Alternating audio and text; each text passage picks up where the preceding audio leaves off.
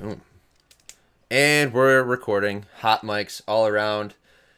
Everyone listening, watching, thanks for joining us. This is the first episode of the Wisconsin Backcountry Hunters and Anglers Hike to Hunt podcast. This is 2020. This is 2020. I am one of your hosts, Bill Kepke, out of Stevens Point, Wisconsin. I work in sports medicine, fitness, so I'll be bringing the health and fitness component to the Hike to Hunt podcast going forward this summer. I'm joined. We've got a little box window everyone's seeing. So we'll start with Emily. You're top left on my screen. So from there we'll go around. We'll get everyone's intro, background, and then we're going to be diving into outdoor rec stories, kind of history there, why BHA is important, why Hike to Hunt's important, and we're gonna go through kind of the flow for the podcast this year. So thanks for joining us, Emily. Take it away. Do you want me to talk about my outdoor rec experience at length right now, or should I save that till later? We'll save that for the next question. Okay, We'll go sounds intros good. and then outdoor rec. I'm Emily Eel, and I'm an archery coordinator for the Wisconsin Department of Natural Resources, and I'm out of Arena, Wisconsin. I've got Ryan on my screen next. I'm Ryan Pentamali. Been with BHA for about 3 years now. I got helped out last year with the Hike to Hunt challenge, and I got asked to be a little bit more involved in the events this year, which we unfortunately have not had many of. But yeah, that's kind of where I fit in, I guess. Awesome. Kelly. I am Kelly Van Beek. I am a wildlife biologist for the Fish and Wildlife Service. Coming at you from my home in Stoughton. I've been following BHA Pint Nights, I guess, for the past couple years. My day job involves mostly focusing on little dinky brown birds, grassland birds, but also some game species stuff. I primarily focus on birds for my day job. Happy to be here. Looking forward to it. Awesome. Thanks, Kelly. And then we've got our episode 1 guest. Happy to bring on and talk all the things outdoor rec with him. TJ, how are you, sir? Oh, it's just another day in paradise, Bill. Happy to be here. TJ, you appreciate what you do on the front lines for everyone's health and well-being, and then also appreciate what you do on the front lines of BHA, keeping us all up to date on actionable steps we can take as constituents. And I'm a little bummed out. Like Ryan was saying, the events, all these awesome events we had lined up at the state level are cut short this year. And talking with Ryan, talking with yourself, and a few of the other board members, was looking for some way we could make those events still happen. And like Kelly, I love a good pint night. And I thought, what better way? Let's make it virtual. Let's get some awesome guests on here and release it out into the Wisconsin BHA virtual realm, because I know you've got a lot of R3 stuff coming up with Joe, a lot of extra content. So you mind talking about what you know about that? I know there's still a lot of questions, but kind of what people can expect with the rendezvous not happening this year. We can definitely bring that out right away, and then we'll dive a little bit more into Hike to Hunt. Yeah, so I think like everybody else, 2020 has kind of put a hard stop to a lot of the plans that everybody had. We certainly wanted to be attacking this year on the ground with pint nights, events, cleanup, stuff like that, far more than we have been able to. We were still holding out hope that we'd be able to do our state rendezvous, which the Racine Instinctive Bowmen were kind enough to offer up their space for August 1st. And unfortunately, the board voted last night, which to cancel that. It's a number of reasons. One of the main ones being people being comfortable being there, trying to manage a crowd. We're generally in that 100-person ballpark we had the last 2 years, and heading down to the Racine area, we were probably looking at more in that 100 to 200 range, just based on membership alone. And it just there wasn't really a good way to do it. If it rains, we're cramming everybody into buildings. We don't want to do that. We want to respect everybody's health. And so just pulled the plug on that. So that's unfortunate. Certainly appreciate you guys stepping up to do this for us. I think this is a fantastic opportunity for us to start kind of engaging people in a different way. As far as the R3 stuff goes, Joe Steffen, who is our R3 coordinator for the state chapter, he has been working with a few other R3 people from NWTF and Peasants Forever, and looking to do, prior to the whole virtual 2020 that everybody's experiencing, we're looking to just create some videos to kind of help people learn about different things and get their feet wet, and just an opportunity for people to learn how to take on new endeavors in the outdoor world. And so that is still going to happen. It's just going to fit right into how everything's going now, which is going online. So throughout this year, hopefully those three are going to be creating some content, getting them out on multiple platforms for people to look at, share, and go from there. Hopefully some of those speakers we were looking to do for the R3 or for the rendezvous, we can also get some content up and share those discussions with people and help educate, inform, and give people just a little bit more knowledge about the public lands and waters. I love it. And for anyone listening or watching, when TJ is talking about, first off too, I think we forgot to mention, TJ, you're the Wisconsin chapter board president. So if anyone didn't know that, there it is. That's why TJ is joining us for episode 1. And if you're listening, that's why you're all stuck listening to me. Correct. Yeah, you had no choice. No, that's why I seek positions of power. That's why. And if anyone's curious about R3, we have the episode 2. So episode 1 and 2 drop same time this weekend. We recorded episode 2 before episode 1. So if there's any kind of like time discrepancies, you're not completely crazy. It's just the order that we recorded them in. And Emily, who she already said works for the DNR in the R3 program, she drops a lot of knowledge bombs on us and ways that we can all kind of get involved and grow this idea. So we're not going to cover too much of that today. That's all in episode 2. Today is going to be just a lot about our whys for outdoor rec, kind of how we grew up, and then where we think hike to hunt, or why we think hike to hunt's important in the state of Wisconsin.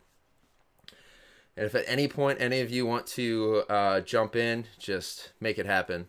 So we've got the Hike to Hunt Challenge.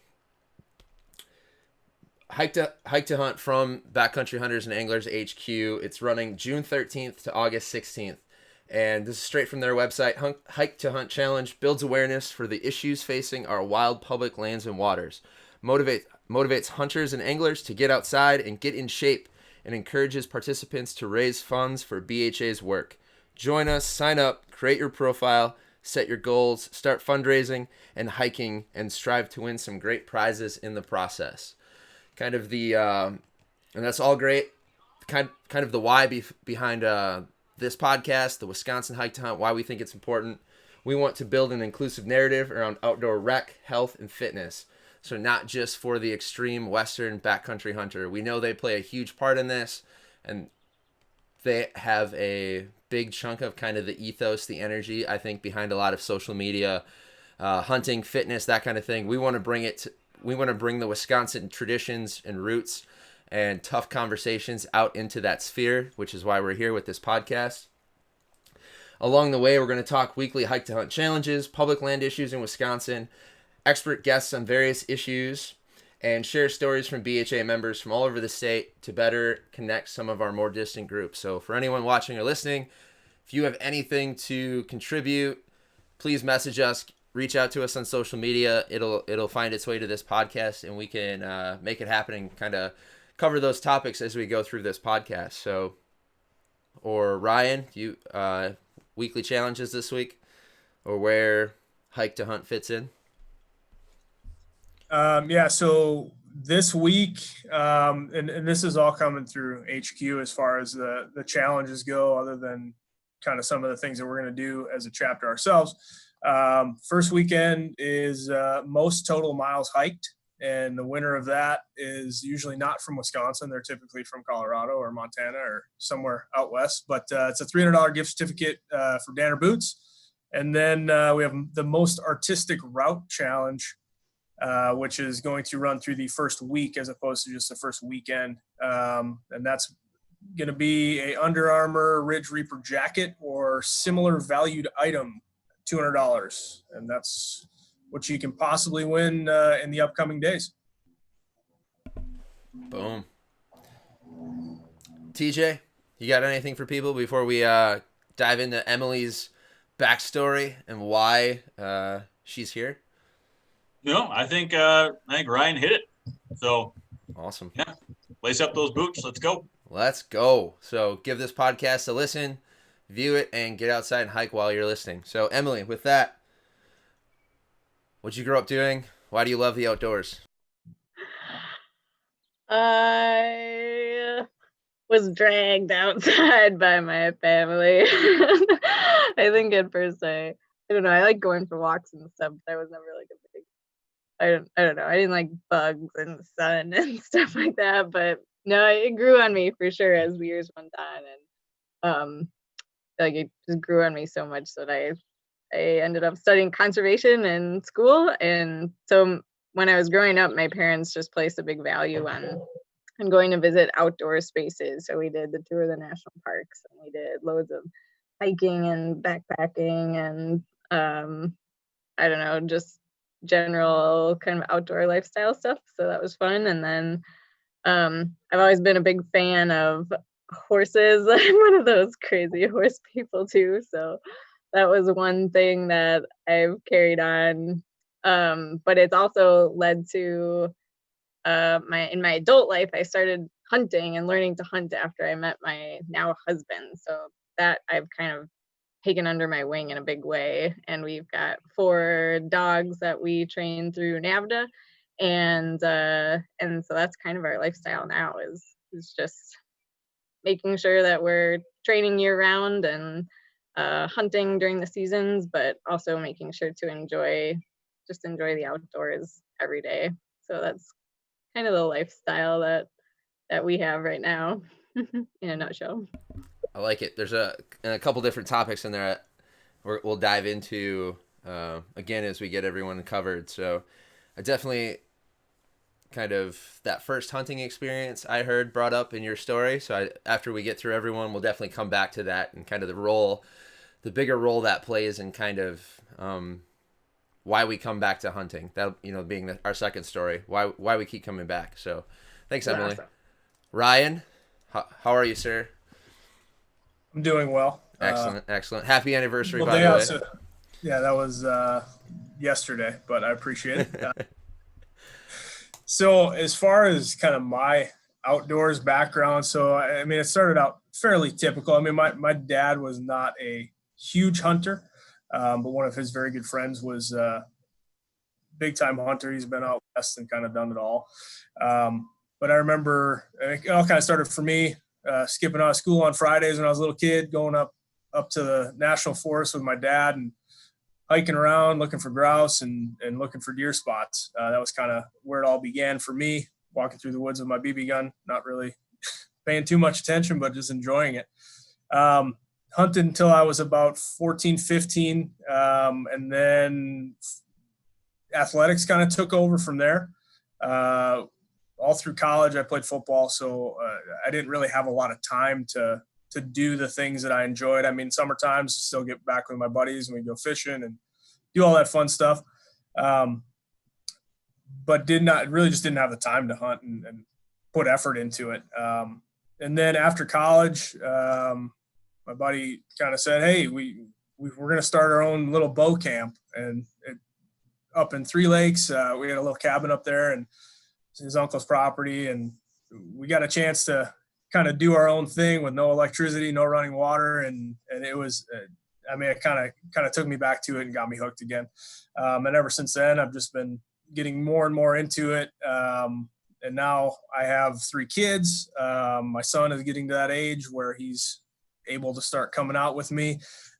Took him out for his first turkey hunt this year, and lasted. It was probably the coldest day of the turkey season. I think it was 28 when we went outside.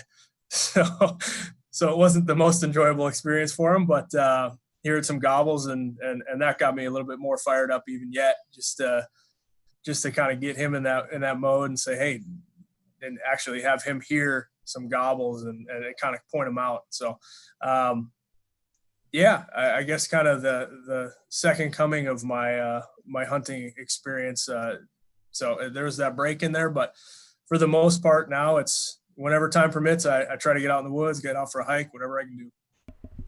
Love it. A couple, so the hiking around, the family aspect of it is going to be a topic I know we're going to be revisiting throughout this series. We touch a lot about it in hour 3.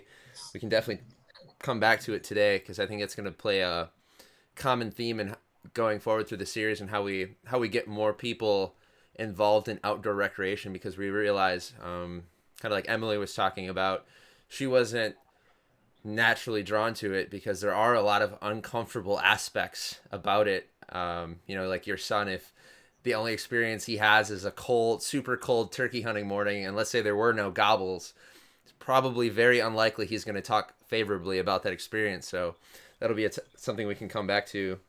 For sure, and I will say it was probably about an hour and a half sit, so it's not like we spent a whole lot of time out there. Hey, hour and a half, man. Out there, yeah, that's a long time. He did good. I was very surprised, but he did a great job. I've brought friends, peers my age. They don't make it that long before they're like just all over the place. Just I'm like, man, let's just go back to the car. We're done here. Kelly, how about yourself? I had a pretty typical introduction to the outdoors, I guess, by being introduced by my dad, although I'm one of 3, I have 3 sisters, one of 4 girls in my family, and I was really the only one that had this draw to being outside. And I spent a lot of time growing up on my grandparents' farm, my dad's family farm where he grew up. And I guess that sort of just kind of lit the spark. It's where I went on my first hunt. It's where I have spent a lot of time hunting in my life. For whatever reason, my dad nurtured that interest. I don't really remember, demanding going with him or anything like that, but he, for some reason, let me go from a pretty early age. And he put a bow in my hand first before he put a firearm in my hand. And that's, so bow hunting has always been my passion. I distinctly remember shooting in the backyard from an early age, and on I was hooked, especially in the bow hunting realm. And for whatever reason, I decided to chase a career in wildlife after the fact. So that's what I'm doing now. That's what pays the bills. But obviously, there's a clear intersection there between my work life, my passions, and my personal life. Similar to Ryan, I don't remember a lot of during, as I got a little bit older, I don't remember hunting being an obsession like it kind of is now. I spend a lot of my annual year obsessing over either turkey hunting or whitetail hunting. And but as I've gotten older, there's been a lot of other introductions to different aspects of outdoor recreation too, whether that's ice fishing or backpacking or introducing other people to some of those aspects of hunting. I know TJ wants to talk about deer camp, and one of my greatest joys right now, my outdoor rec experience, is a deer camp thing we've got going on. And I don't know what I can't consider a life without doing some of those things anymore. They sort of have to happen for better or worse. And so I wanted to, I guess, participate in the podcast because sharing those stories, I think, are super powerful. You see the smiles on everybody's faces when we're talking about how we got introduced to outdoor rec and how much it means to us. And I also have this passion for public lands. I've been fortunate to hunt a lot on private lands in my life, but public lands increasingly, as I'm getting older, are becoming super important, whether it's these other aspects of outdoor rec that I now do, like hiking or backpacking. I do hunt a fair amount on public lands now, an increasing amount actually, as some of my private lands access sort of disappears. And I'd imagine a lot of other people are going through that same experience. So an organization like BHA that is, fully behind supporting access and management of perpetuation of our public lands is super important to me. I also used to work for the department like Emily does now and was a public land manager. So that's a huge passion of mine, and such a complex issue that I think we're going to touch on throughout the series as well. So super pumped about it. Thanks for asking us, Bill. Looking forward to the summer. I can't wait for pint nights to be a thing again, Kelly. I'm so pumped to meet you in person. The thirsty goat. I'll quick go before TJ goes. Very similar to Kelly. Patrilineal descent. I grew up northern Wisconsin. We've had anywhere from 4 to 8 beagles at a time. I grew up at a time before your parents drove you to everything, that you had all of these things that kids go to. So I grew up on a trout stream with dogs, a very small amount of private land behind our house, but all of our neighbors were cool with my siblings and I wandering around. So that's always been a thing, that outdoor experience, dogs. That's probably why I relate more with dogs than people, even to this day. Grew up deer hunting, rabbit hunting, bear hunting with hounds, fishing, trapping, and all of the deer hunting was on public land. And I talk about a little bit about this in the next episode, how it's removed from access once the paper mill closed out, which was like this huge eye opener for me, realizing like, oh, public land isn't something you can just, it's not just there, it's there for a reason, and we kind of have to fight to protect it. And then similar to Ryan, I took a long hiatus. My dad fell from a deer stand when we were setting up for archery. It was going to be my first archery season. And I've had this conversation with TJ, back before safety equipment was a thing, and also stubborn old white guys who felt that they were squirrels in a previous life or something and that they weren't going to fall. So he fell from this tree right in front of me, cracked his kneecap, and then I helped my dad limp out of the woods for, I forget how far back we were, 1.5 miles, 2 miles. My dad was crazy and went as far back as you could. I was, I think, 12 or 13 at the time. So Kelly had the bow first. I had a rifle. I think I had a 22 or a 410 when I was like 6 or 7. They're, once again, questionable times. And just grew up with that. And then I was going to have the bow. Not at all how I would do it now if I had a child. There'd be a more of a buffer there. But hunting then took a backseat. My dad wasn't able to get out. School happened. Like that 13, 14, you go into high school. Kind of just fell away from it. Would do deer hunting here and there. And then college happened. Fell more out of it. Kind of the way I look at it now, it's the domestication life. You all of these other things kind of take precedent. Didn't hunt for a very long time, and then I met I was in the health and fitness space, working out of a gym. Just started a CrossFit gym, and I meet a fellow by the name of Dean Elby, who is now a board member of BHA, and he had a terrible accident, a lot of orthopedic things going on, and I helped him get fit for an out west hunt. Deer whitetail hunting here in Wisconsin, and in the process he got me back into hunting. The Meat Eater book, Cameron Haynes's book, helped me get set up with my first archery setup, and that was 6 years ago now, 2014 I think. Became a member of BHA.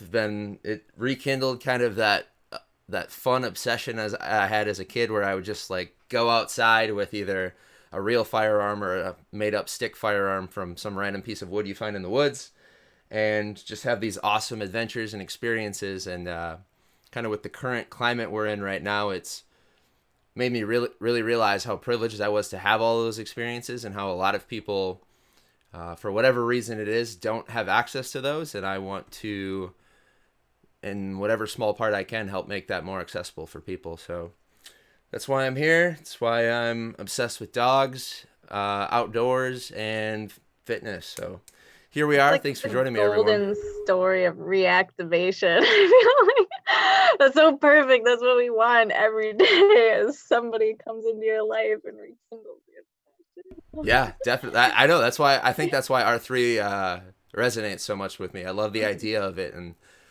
kind of how can we make that story for everyone that's experienced the outdoors? So, and Definitely. meeting TJ definitely got me more involved with BHA. So TJ, appreciate you. And I appreciate everyone coming on this podcast. I reached out to Liz. Well, Ryan and I had known each other from Talking Trash last year during the Hike to Hunt challenge, and I knew he would be an integral part of this. And then messaging with Liz Baker, I'm just like, hey, I need some hardcore female coasts to make this thing real and for intelligent conversation to happen. So the two of you were at the top of her list. So I appreciate you both coming on. And then we're stuck with TJ. Yep. That is literally what everyone I know. Let her rip, buddy. Including my parents. So yeah, I guess my introduction, I'm probably the from what it sounds like anyways, the lone one who had that obsession from the get-go. Really fortunate to grow up. My dad was basically the sole architect, along with his brother, I guess, helped out Uncle Mike quite a bit, creating a family hunting group on their side of the family. My dad is the youngest of 5, and there's like an 18-year gap between the oldest and him. So a lot of his nephews, he was more in the big brother range than he was uncle range. And so he is the reason that any of them got into hunting. And so when I came up, my cousins, who again, you know, they were the cool younger guys, and where dad was not so cool when you're coming up. But that hunting camp, that community family aspect, mom grew up in a hunting family lifestyle too, you know, where it was these big camps. They'd wake up and before gun season and at 4 a.m. have this massive breakfast before everybody went to the woods.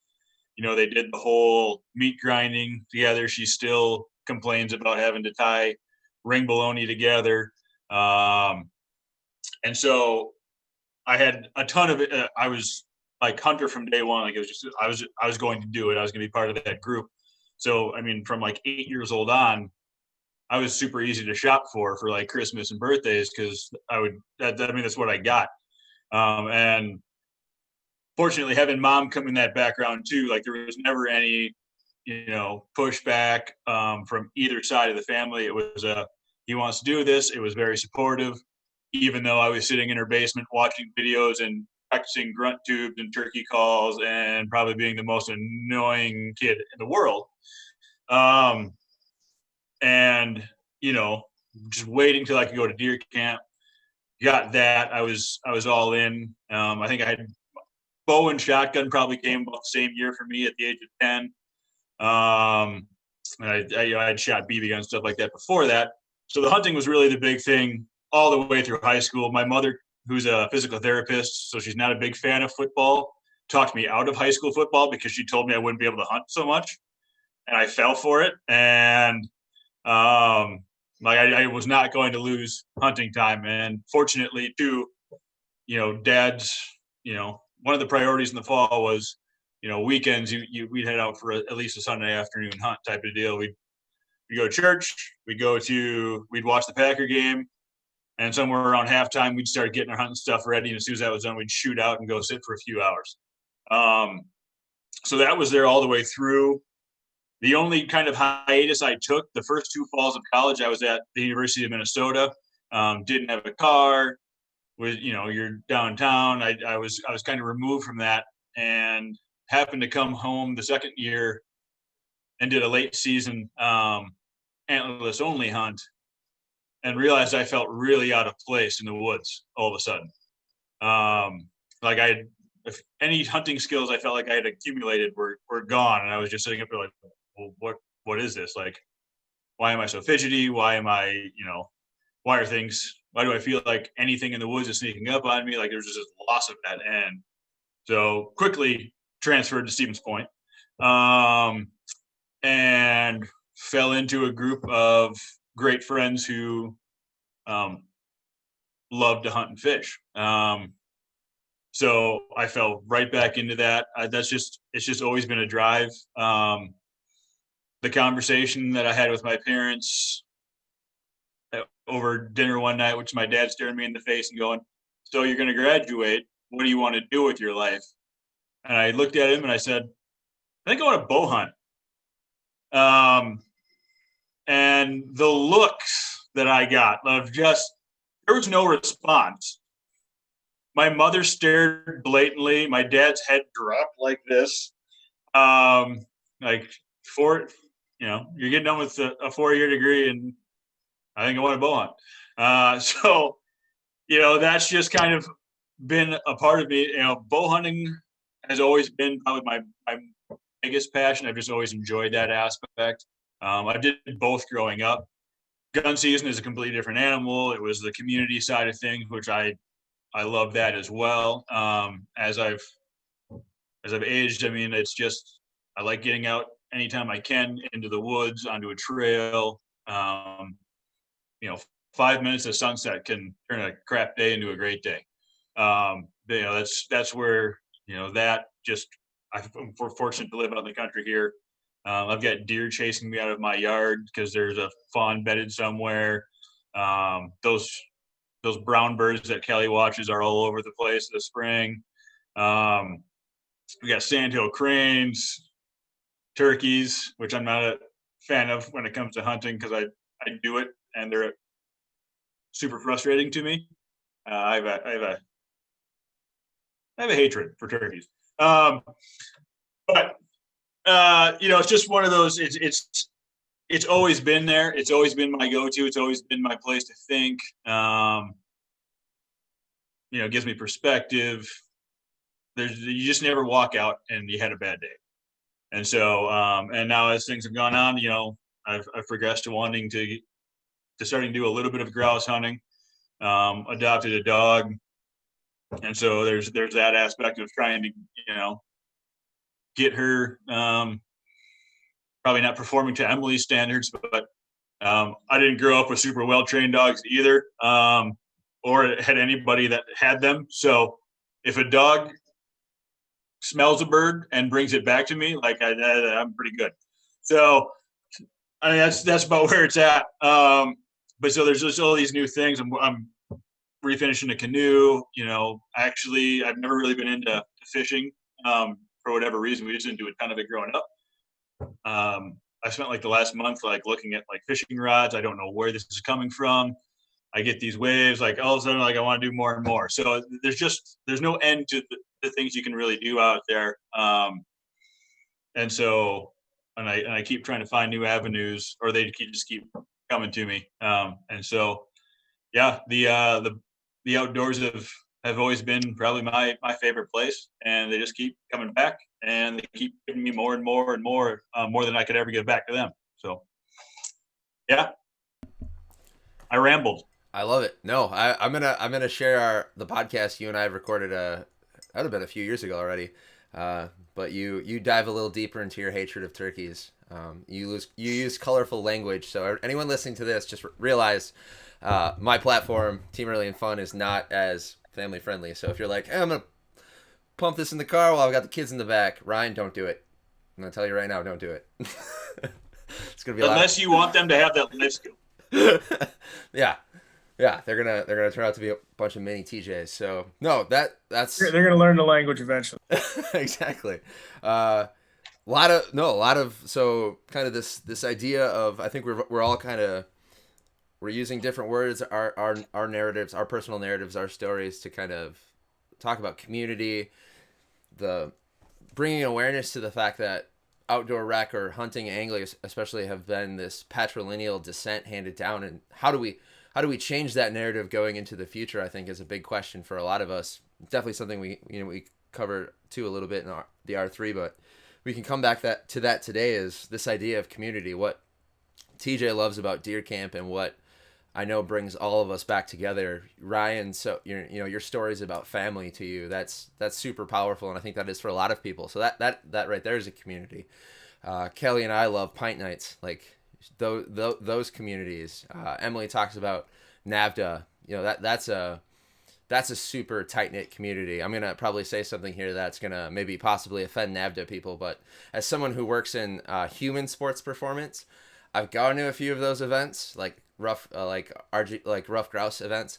That world reminds me so much of the youth sport world, like mom and dad with their kids in their sports, that I just laugh and can't go to either one of them. So like you'll see my dog and I like far away from all of that because it's too much like what I do for a living. I can't bring myself to go. So I'll be like, well, I'm gonna talk to that person removed from this world. So yeah, to me, it always they're very similar. The NAVDA world or any kind of like field trials for dogs versus the human youth sport world. But we're talking about community, That's right? a super good comparison, actually.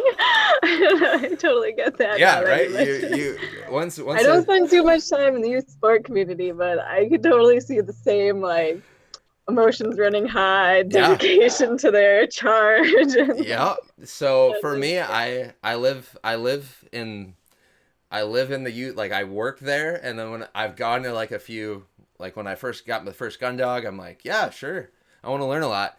And I went there and I'm like, nope, can't do this long term. There's no way. But this idea of community, right? We're talking storytelling, community, just to bring all of that back to Hike to Hunt, and then we can cut TJ and everyone else loose on their ideas of community. But Hike to Hunt for us, this is the third year BHA has done it, and I'm biased coming from the human movement world. I know movement exercising bonds people together. Stevens Point especially, we're fortunate. We've got like all these running clubs, these cycling clubs, these boutique gyms where people are paying a premium to work out. And if you look at it from the outside, you're like, well, I could do that at this $10 a month gym, or I can do that in my garage. I'll just buy the equipment. But it always comes back to the community. That's what brings people back to it, is this community of people sharing this common goal.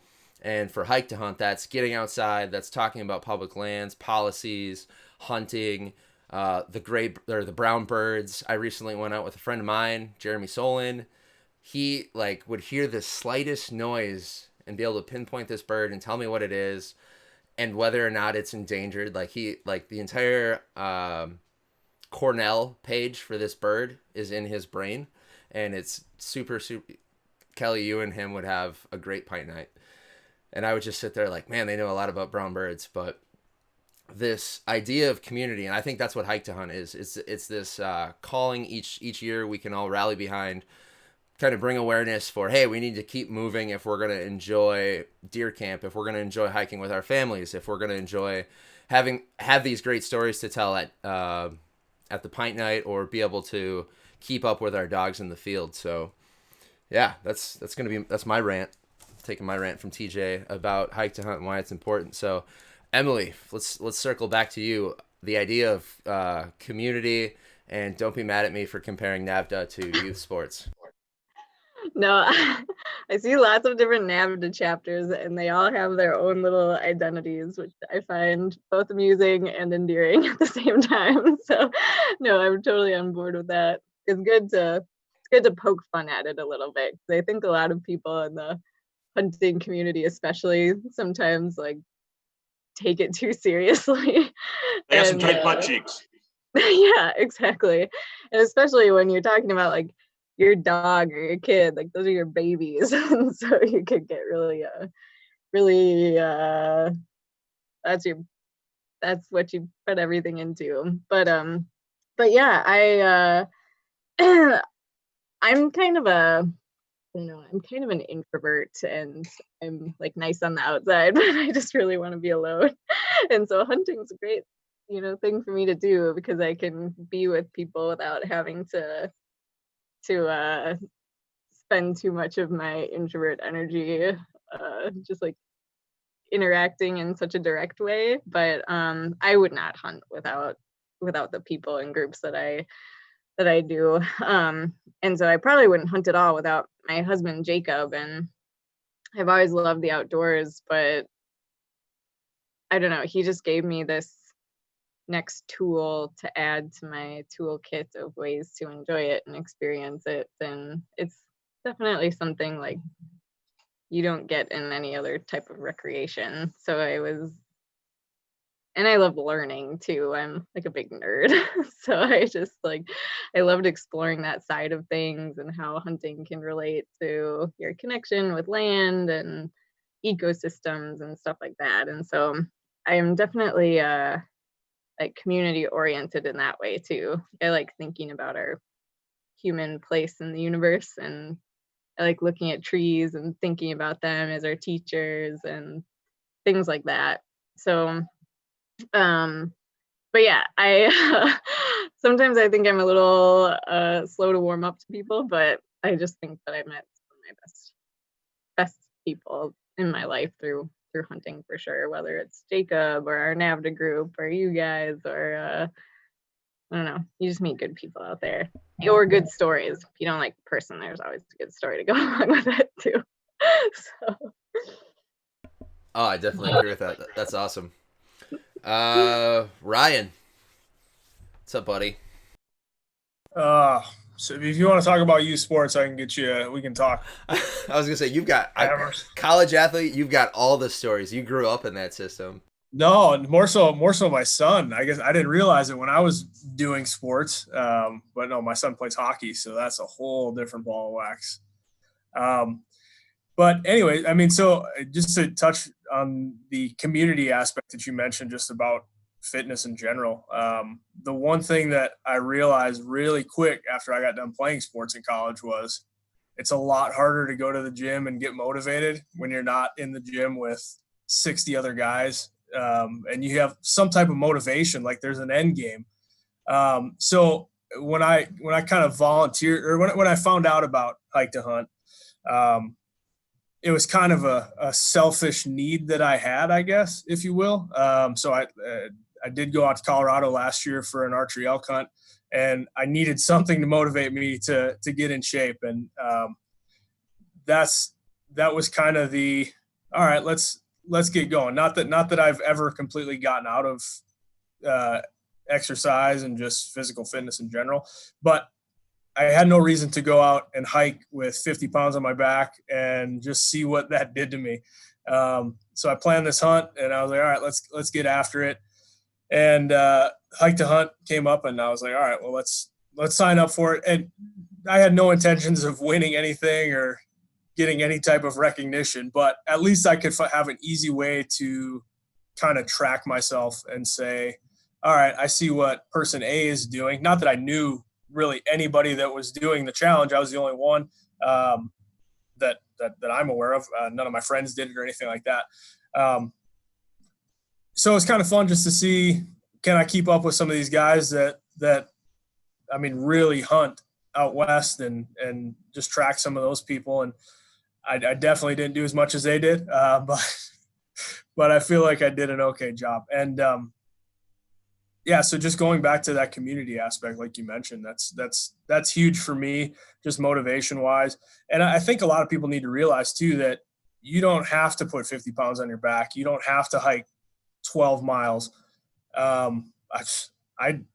marked I added every single little mini 3/4 of a mile hike that I did with my kids and wife. So they add up eventually. But yeah, I mean, it's just really just getting people to have some type of a common goal, and whether or not that's hiking 100 miles or hiking 10 miles. I mean, everybody's got a different goal, but if there's some accountability and a little bit of motivation and just kind of seeing what your peers are doing, I think it's a huge help.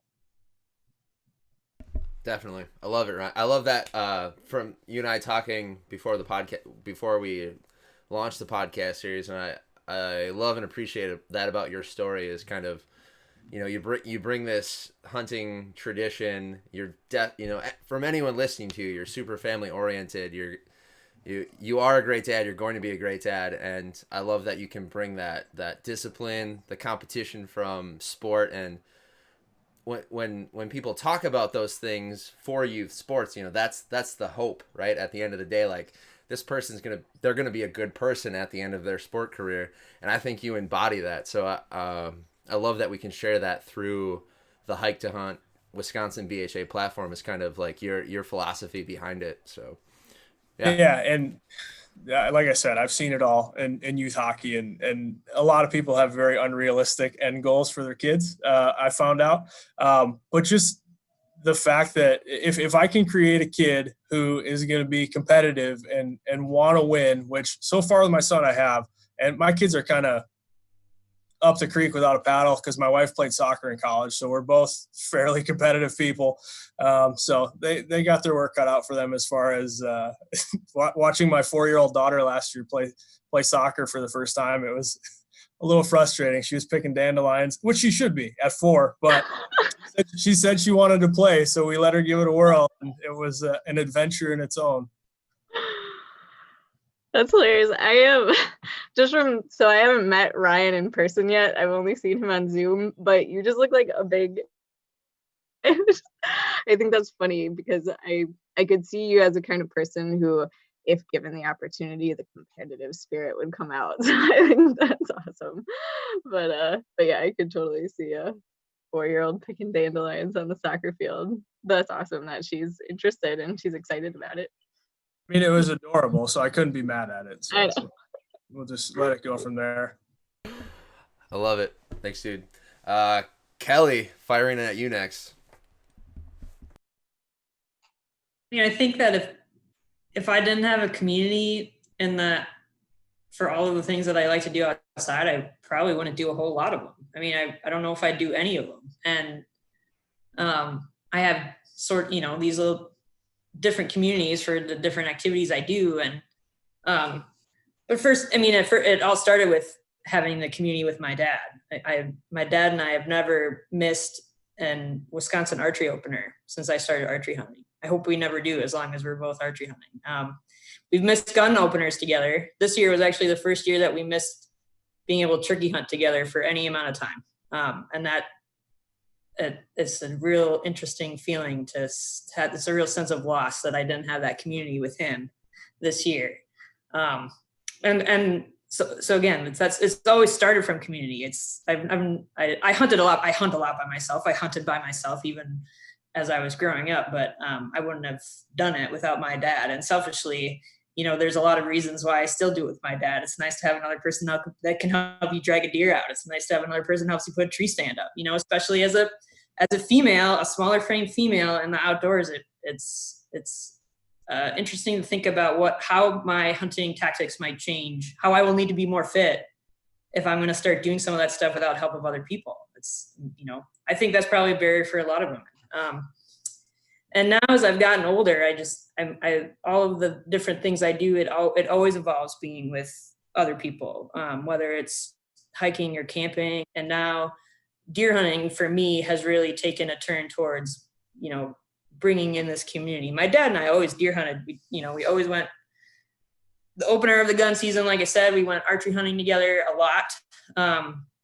But I didn't necessarily deer hunt with a lot of other people. And I definitely didn't deer hunt with women ever, until recently, when a group of women that I call friends, all realized that we weren't really deer hunting with women, and we wanted to change that. So now we have our own little deer camp that we look forward to annually. That's just been one of the most positive aspects of my hunting experience thus far in life. I mean, it's what's going to keep me coming back to this hunting tradition. It's way more fun than some of the individual hunts that I get to go on, because there's so many different aspects of the hunting experience and culture that we get by coming together as a group and spending that finite amount of time together.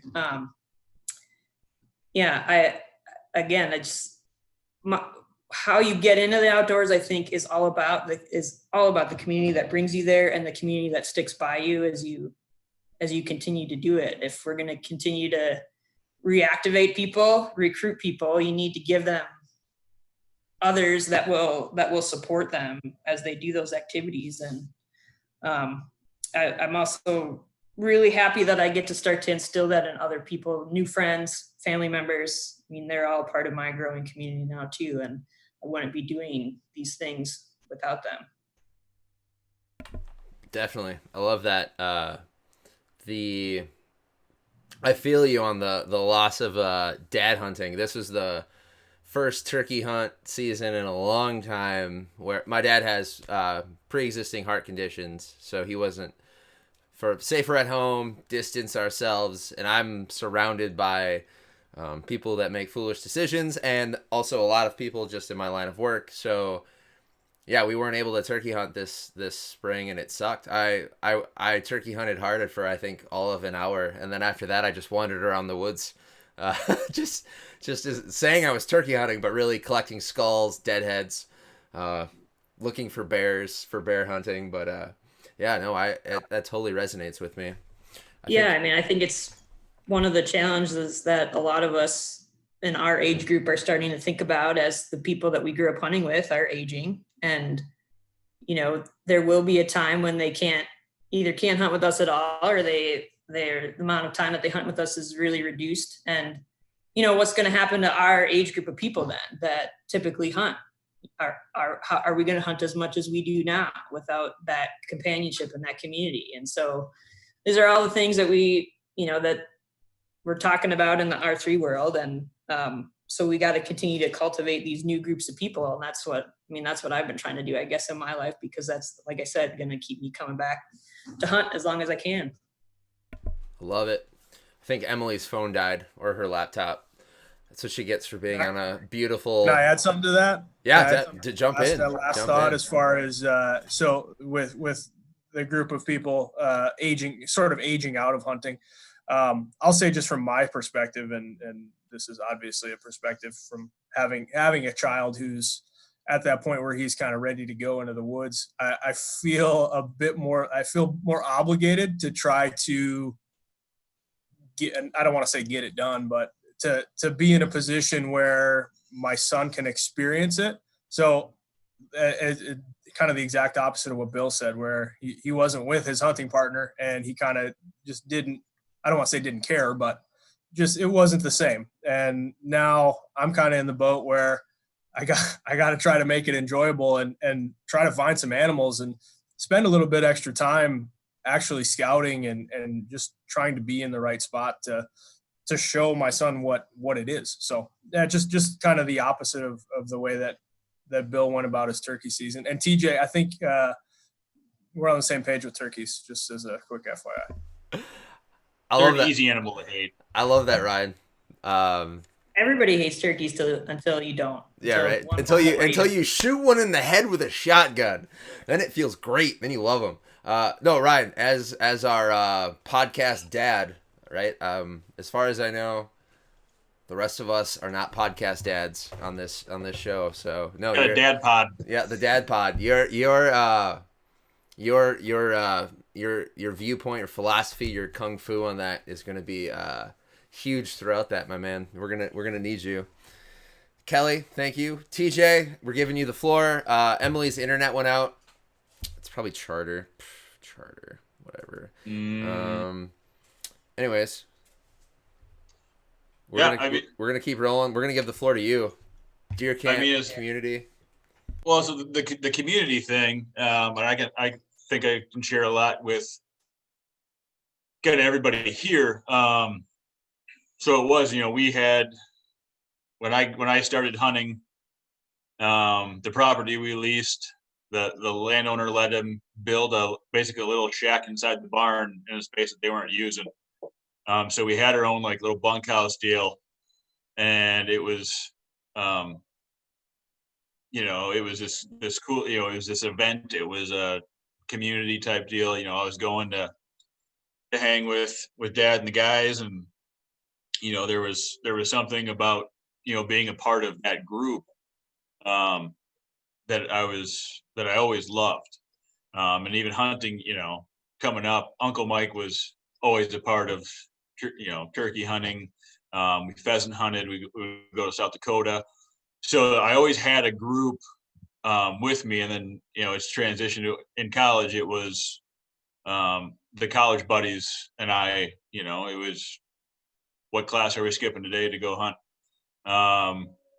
It was kind of one of those things. And so I always had that crew, and I think to echo Kelly, if I've always love to hunt. Like there's no thought in my mind of ever quitting, but if something were to spur me in that direction, it would probably be the loss of that sense of community, of having somebody to go with. You know, as we've gotten older, I don't have any kids, but all my friends do. And so that time that you get to hunt, go with your buddies into the woods is certainly far more limited now.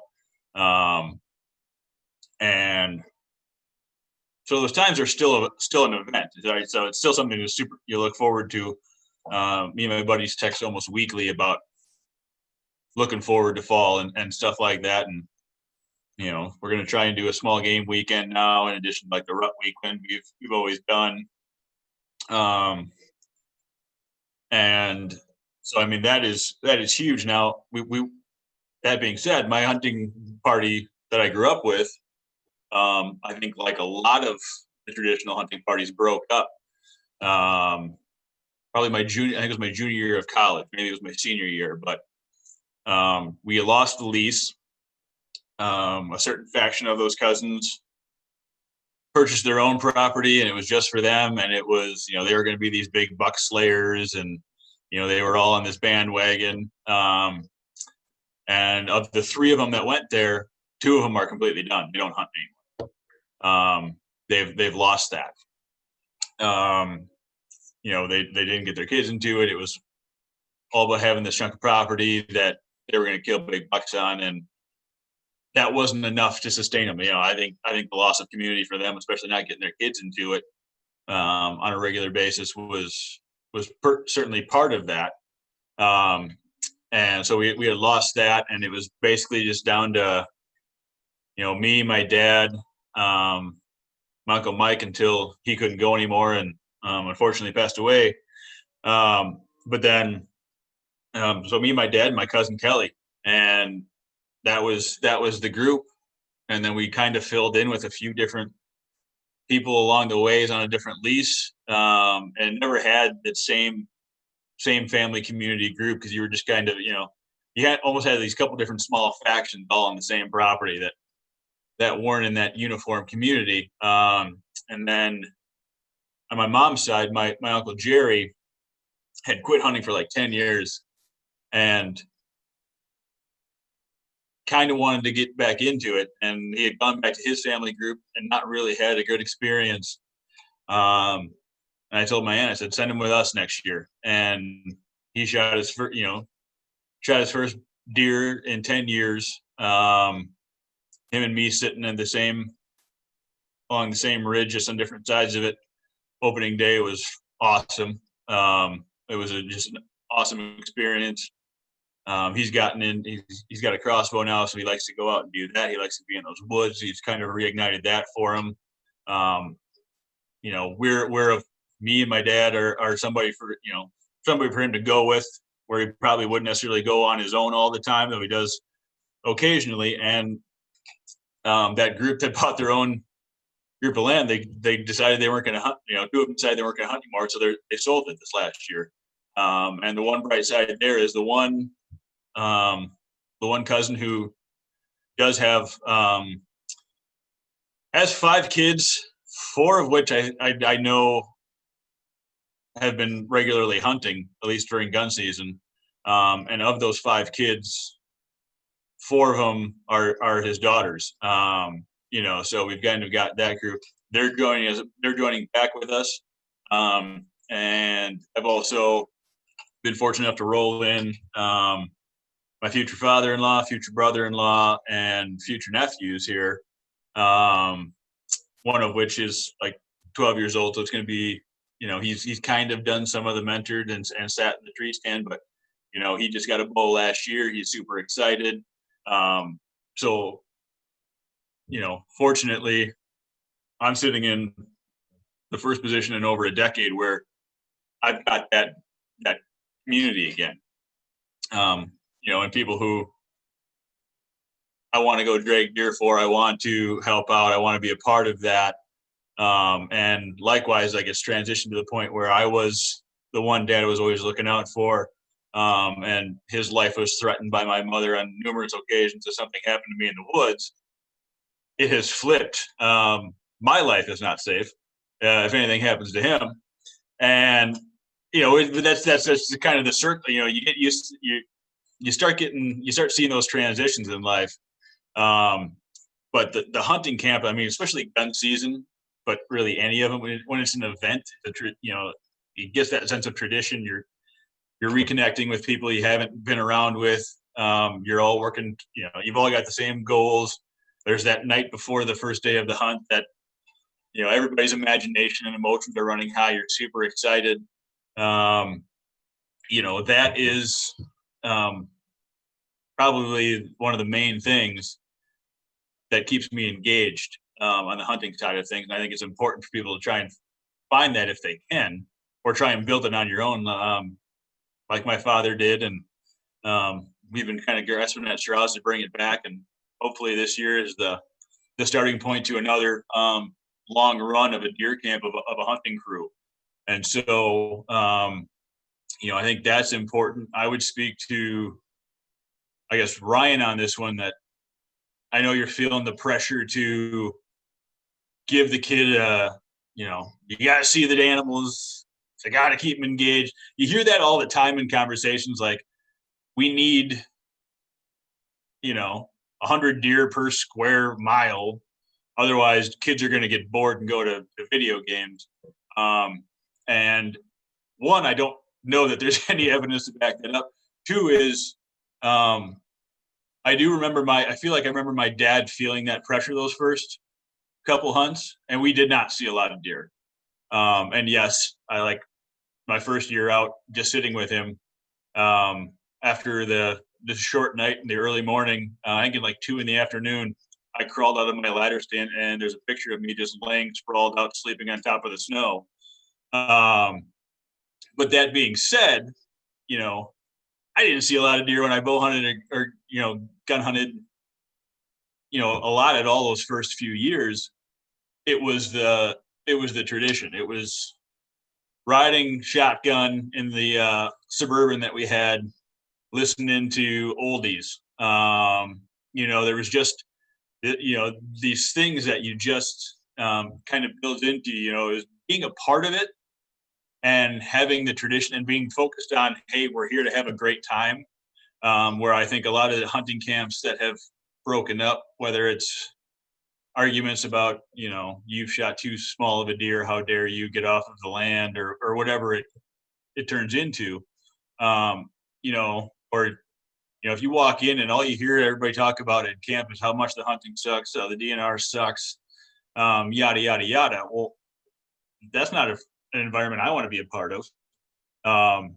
But, whether Dad and I saw deer or not, yeah, you might have had a letdown, but then you're walking back to camp, and now you're going to hear the stories from everybody else, and you're going to share a meal and or eat a sandwich on the tailgate of the truck, or whatever it may be. I think those, from an R3 side of things, the retention side of what I think that the older generation missed with the crew is things got, I don't think the focuses were in the right place. I think, having that connection, having that excitement, having the family all behind everybody, like I said, I was always excited to go hunting. And there was never any pushback from any portion within that family. Mom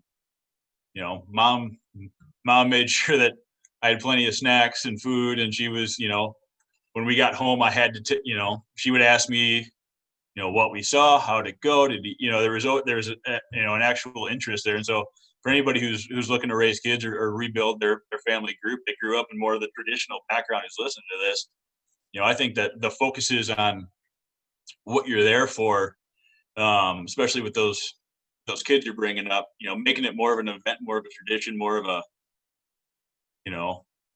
all of us doing something together, I think probably is going to keep them around more than the, oh, we didn't see a 150-inch buck. This is boring. Dad's mad we didn't see a big buck because the DNR sucks. And there's so much emphasis on the end goal, or like the ultimate goal of a successful hunt.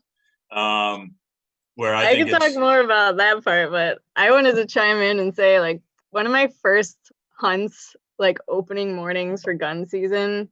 So we went out on the Lower Wisconsin Riverway to our local boat launch, and there was just like orange coming out of the woodwork, like 4 o'clock in the morning, just like loads of cars driving down this old, unmaintained road. and it was so cool. I like in every other day of the year, except during the summertime, it's just so quiet, and it's like just waking up at that ungodly hour and seeing all of these people coming together from these different spots. And I think that was one of the coolest things about learning to hunt on public land too, was like you're not secluded. And for somebody who didn't grow up in a hunting family, and then our friends who Jake and I lived with for a long time, Carl and Shoshana, they had just moved away to New Mexico.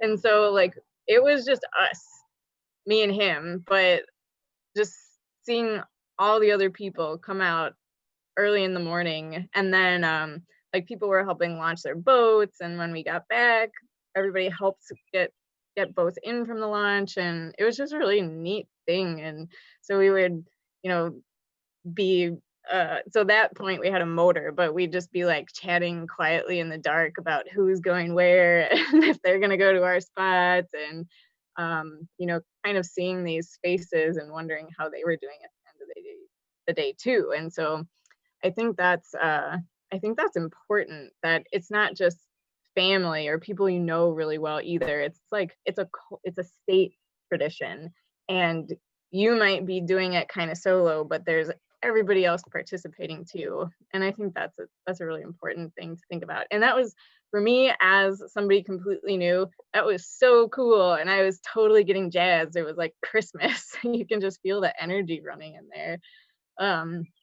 I was gonna say another point, but I got excited about remembering that.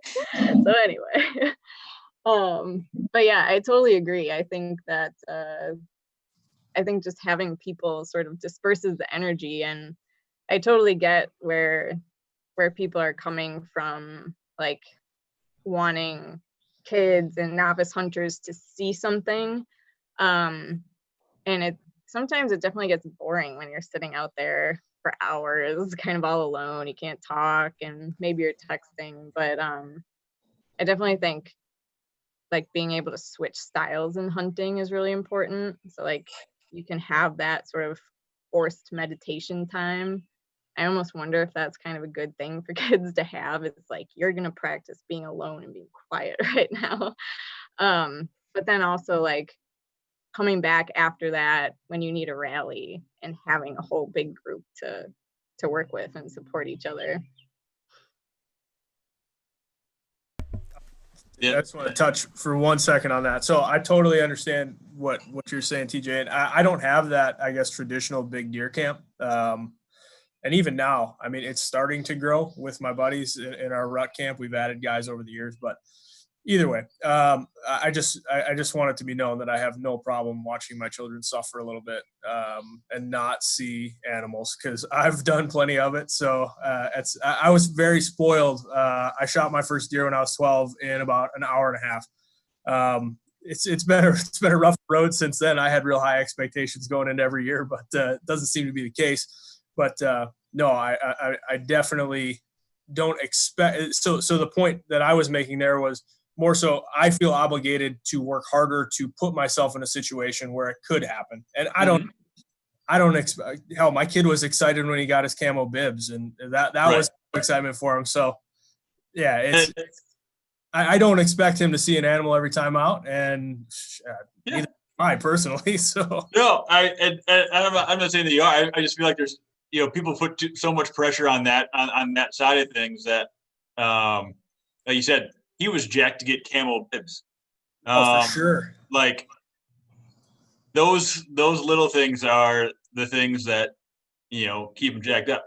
my dad, like, he would indulge me on the side of things of like, oh, I saw this commercial and we need that or we'll never kill a deer. So he would, like, I got some of the, I got plenty of those toys. I'm like, oh, this is gonna do it.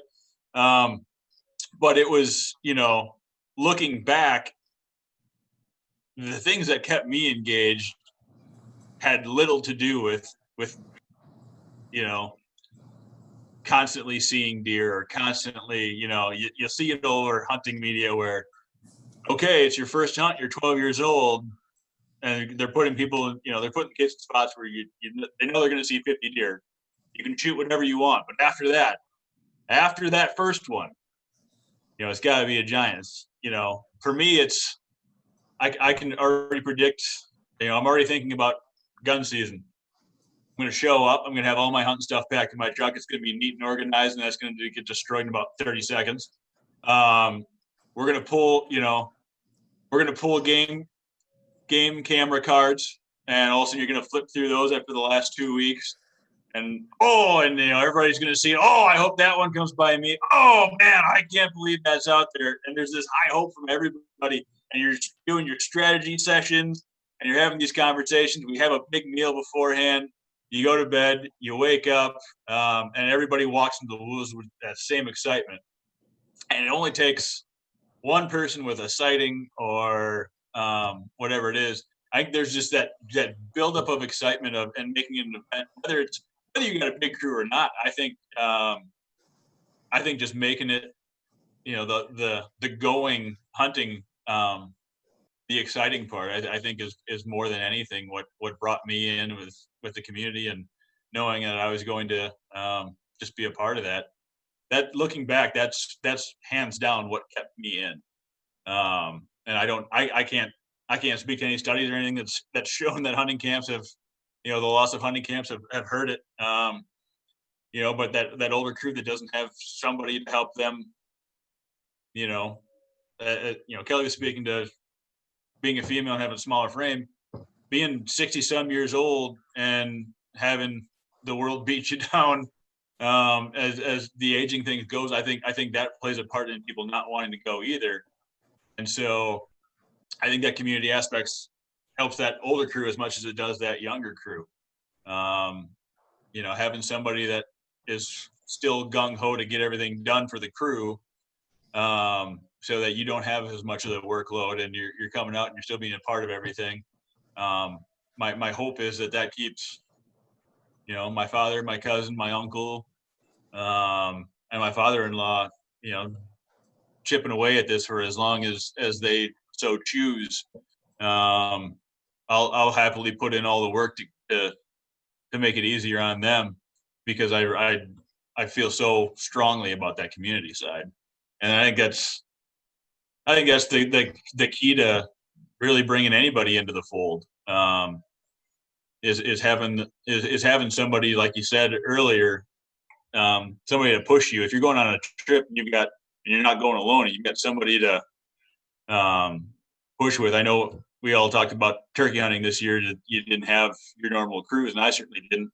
And I hunted probably harder for turkeys than I ever have any year prior. And I'm suspecting part of that was so that I could engage with my buddies via text message, talking about stuff to still get that aspect. I can't say for certain, but it was every morning you could be at least sharing part of your time outside with somebody. I don't know. I love it, TJ. No, man, that just how much love you have for the community in the outdoor rec space. That's why you're a perfect fit to lead the Wisconsin BHA, man. That's why I'm all for you. I love it. Well, and I like the trash talk too. Like, I know I'm going to hike more than Ryan. That's I was gonna say, and then there's the part of you where you just gotta rub, you gotta chip away at everybody. Little need that. Oh, you missed that big one, huh? Yeah, there you go. Well, we're over an hour. I want to keep these right around an hour, just respectful of everyone's time, because I really appreciate everyone coming on. I know I touched on it in the R3 episode. I'm huge on actionable steps, and I'll be checking in with all of us as we go through this. And I really hope everyone watching and listening, reaches out to us on social media, comments in all the posts. But this is going to be a fun, awesome project with a lot of great people in our state. And like TJ was saying, kind of getting that. It was TJ, Emily. It was a compilation of TJ, Emily, and Kelly, I think, that was talking about like the place, the culture, the state tradition of outdoor recreation in Wisconsin. I really want this project to get that started on our the virtual platform for BHA and get all that information out there. So I guess what I'm asking each of you is kind of what from this podcast, we've done the R3 episode. What do you want to gain, or what do you want to share with other people going forward? And this is something we can definitely touch on. I know for myself, I like Ryan was saying, the idea that the movement, the fitness piece doesn't have to be the most mileage. That's why I love why BHA HQ posted like it's about fundraising this year. So get the message out there, raise more. If we can raise more money, you get to these next tiers. I love that idea because I feel like in the last couple of years, I'm a coach for the Train to Hunt national team. And I know it always gets lost on people, like the competition side of it. And I know there's the benefit of competition. We know it pushes us, but I think that freaks a lot of people out. Kind of like the big bucks like TJ was talking about. So I just want people to realize, like, no, find your why, find your tribe, your community, make that your why for staying active through this period, and then being able to enjoy the fall. So that's going to be something I just kind of come back to episode after episode as we go through this series and it evolves. So really want to thank everyone, for the four of you, for making this happen. And well, since Emily, her internet quit, Ryan is the next on my list. Sorry, Emily, you've lost your spot To the bottom. Yeah, Ryan, what do you got for me? I always I continue to say this. I said it about Hike to Hunt last year. It was kind of a selfish endeavor, but when we first started talking about getting on here and the guests that were going to be involved, I was more so just interested just to learn. And not that I couldn't have done this on my own time and listen to the podcast, whoever you had as a co-host, but I was just excited about the topics. I was lucky enough to get a preview of our next episode because we did it earlier. But the R3 stuff was very, and I don't want to say new to me. I understood what it was. I had a general knowledge of it. But Emily going into more depth and detail on it was very extremely interesting to me. And like I said on that episode, that I didn't even know that R3 was really a thing until probably the past 3 years. I knew that there was a declining number of hunters going out of it, and kids just weren't getting into it. And now I have a better understanding of the how and the why we're doing what we're doing. So, like I said, a little bit selfish and like I don't need more things to do to be on this with you guys, but I'm having fun so far. Awesome, man. I'm glad you're here. I'm pumped from just, we haven't met in person, but the BS we threw at each other last year, and then just the great conversations we've had leading into this. I'm excited. So thanks for joining us. Kelly, you're up next.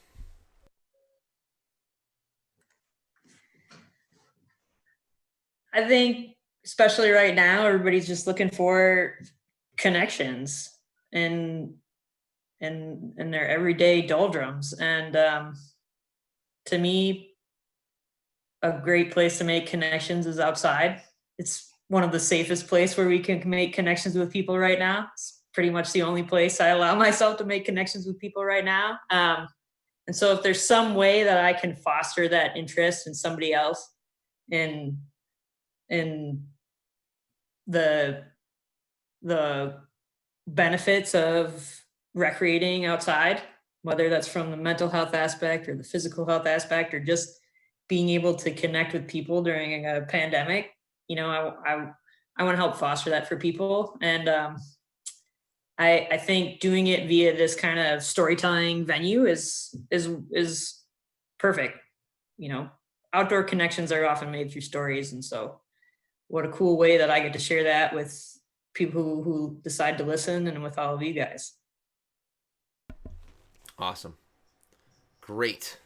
I love it, Kelly. Emily, it's your turn. Now that you've returned to us from the internet black hole. Are we? Sorry, are we just supposed to talk about what we want to do in the podcast to perpetuate the hike to hunt? There you go. That or what you hope to gain or what you hope to share. Okay. Yeah, I think for me, hunting is just another way to be participatory in the outdoors. And I know from my background, like, I think I'm happy sitting around, but I'm really not. And I always feel better once I'm out and about. And I think you kind of naturally meet people that way and you have things to talk about, and it just sort of fosters this more inclusive and interesting lifestyle. And so I think that's my main interest, and especially one of the goals that I would have in participating is just put yourself out there and see what happens, because there's so many cool things that if you spend a little bit of time every day outside, you're going to see some awesome stuff, and you're going to meet some awesome people who you didn't think maybe you'd connect with otherwise. And I know that's been the story for me, and it's been very satisfying and enriching. I love it. I gotta thank TJ for the rendezvous last year, because I know he received some flack for not having any female leadership or guests on the year prior, and then he pulls out like all the just we had you, Sky, and Peggy Farrell, who have all since then become mentors and leaders for me in the outdoor space. So TJ, thanks for doing something good for once. And then Emily, thank you for thank you for being just a great leader in the outdoor space. And I mean, like, all three of them, I was blown away at the panel, and I love talking to each of you, and it's been fun to get to know each of you, your backstories. I've had Peggy and Sky on my platform, and it's been fun to get there. And I've got my raccoon skin cap back here that I trapped this last year that Sky just sent back to me that I can't wear because it's way too hot right now. And I've got a buffalo hide here just waiting for me to figure out what my next step is for it that someone gifted me. So no, really appreciate what you're doing and what you're bringing to the podcast. So thanks for being here, Emily. TJ, concluding thoughts. What do you got for us? How do we want to end this first Wisconsin BHA Hike to Hunt podcast? So first, my why is just to destroy Pentamale. Well, that's why I'm doing Hike to Hunt. I mean, that's really it. No, You better at least have a loaded pack. Don't you worry about me. Don't you make this about. Don't you worry. All right. You just take care of those brittle legs of yours that gave out on you last year. Hey, it happens, man. I was hiking hard. So I guess concluding thoughts or a why is, probably my main why. It as you guys pointed out, it doesn't matter where you're starting from. If you're getting a little bit better throughout this year, and getting that physical fitness, one, it makes it that, it removes one more barrier from you wanting to go on just a hike, go canoeing, whatever it is. For me, it's going to be, I'm living in the flatland now area, but marshes will whoop your butt. And and flip side is when I go down south to where we normally deer hunt, there are massive bluffs that you cannot mimic in the central Wisconsin. And so, again, where I am at in my stage of life and within our small group, it's so that I can keep taking care of the younger ones, and the older ones are going to be out there and keeping them engaged, keeping them comfortable, keeping them enjoying the hunt. And then as far as, concluder, I think everybody, I think a good focus on this is to get yourself onto new trails, new properties, seeing that all these great locations that we have within this state, and gaining a little bit more perspective, gaining a little bit more appreciation, maybe finding new hunting spots, maybe finding new spots to go wet a line, or places that just give you those views that you want to walk to catch that last 10 minutes of the day. Let those moments kind of sink in. Let that quiet where you just kind of get lost in your head looking at what you're doing. Give you a little bit more appreciation for those spots and recognize that those places are super important to you. They were super important to the people who came before you, and they're going to be super important for people who come along long after you're gone. And that's the reason that we do what we do with BHA, is to keep those places there for everybody who's going to come after us, no matter what their means are. So, and thank you to everybody who's a part of this. I appreciate it. I appreciate your insights, your stories, and your time. And thank you to anybody else who's going to join us for anything in the future. We really appreciate it. So the communities, again, community in BHA is another big reason why I'm a part of this group. I absolutely love the people who are part of it, and I'm gonna keep plugging along because I think I just want to be a part of that community and keep building it and growing it, and we'll go from there and see what happens. So thank you, everybody. Boom. Love it, dude. Love it. So thank you all for joining us. Episode 1. Make sure you're checking out the BHA HQ podcast and blast every other Tuesday. Plugging that because they told us to. And yeah, thanks for following along. Thanks for signing up for Hike to Hunt.